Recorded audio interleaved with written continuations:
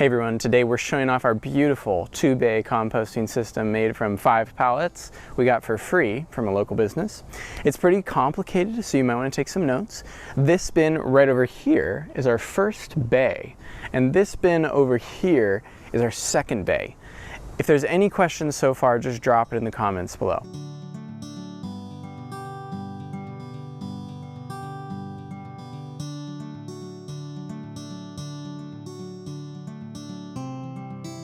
In all seriousness, this 2-bay composting setup is ridiculously effective. It helps us make an entire yard of finished compost just about every month. So let's get into it and I'll show you how.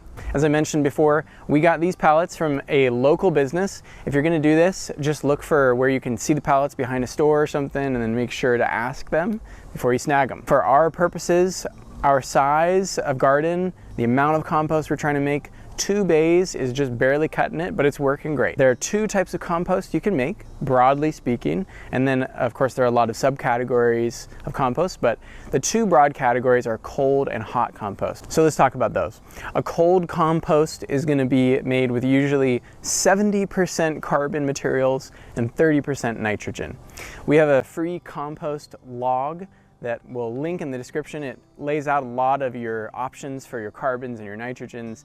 But to put it simply, carbons are your dead materials, wood chips, leaves, straw, dried grass clippings, and your nitrogens are going to be your recently dead or cut materials for the most part, things like fresh grass clippings and plant debris, but it also refers to animal manure, coffee grounds, bokashi, etc.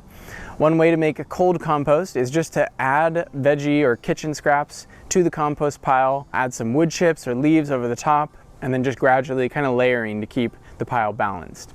The carbon will soak up the nitrogen in the food scraps and gradually break down over time.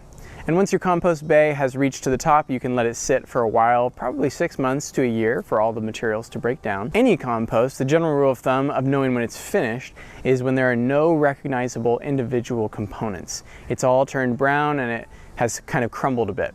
And this is a lazy way of making compost, which is not necessarily a bad thing. Lazy can be great, especially if you actually make the compost.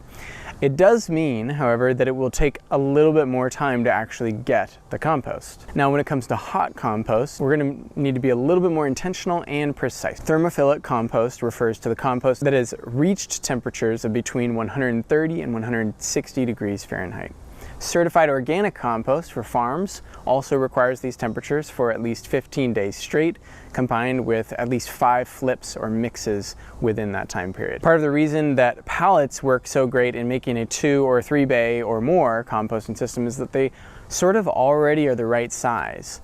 In order to make hot compost, you need a set of specific minimum dimensions. And those dimensions are 3 feet by 3 feet by 3 feet. Why? Well, these dimensions are the minimum size of a pile because any smaller and you're going to really struggle maintaining moisture levels that you need, and your pile is going to have a hard time generating the heat to go thermophilic. In addition to these dimensions, you also need to mix your carbons and nitrogens a bit closer to 50-50 or perhaps even 60% carbons, 40% nitrogen. You will also need to maintain adequate moisture levels. These are going to be kind of vary climate to climate, but the rough estimate is 50 to 60% hydration, whatever that means.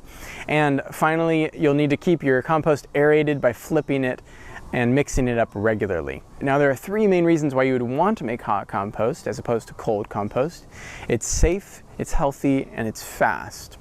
Now, it's safe because the temperatures above 130 kill off pathogens, weed seeds, and rhizomes, so you're not contaminating your garden beds. It's healthy because the really strong beneficial microbes get established in your pile in that temperature range of 130 to 160, and those get added to your garden soil. And it's fast because unlike cold compost, with these temperatures and this biology, your materials will get broken down more quickly. We get a yard of finished compost out of our 2-bay system every month because of these hot composting techniques. The reason for this is that 3 feet by 3 feet by 3 feet equals 27 cubic feet or 1 cubic yard of compost. But when compost breaks down, its volume decreases, it settles, and this ranges, but piles can reduce in volume up to like 50%. These pallets that we're using are actually 4 square feet which means that when we fill up one bay, we're looking at 4 times 4 times 4, 64 cubic feet of unfinished compost. That way, even if the pile does reduce in volume by 50%, we're still looking at over a cubic yard's worth of finished compost. The way we made this 2-bay system was incredibly simple. We collected our pallets, we removed boards, and then added them to the other pallets to fill in the gaps so that we didn't lose compost when we were putting it in there. And then to tie it together, we used this piece of scrap fencing. There's definitely a better way. We could block off the final end, but this is what we've got right now, and it holds things together fairly well. We are really happy with our little 2-bay composter. Tell us how you make compost, drop a comment. If you're just getting started making compost, please grab our free compost guide from the description box. Of course, if you want to see more from us, hit the like button and subscribe to the channel.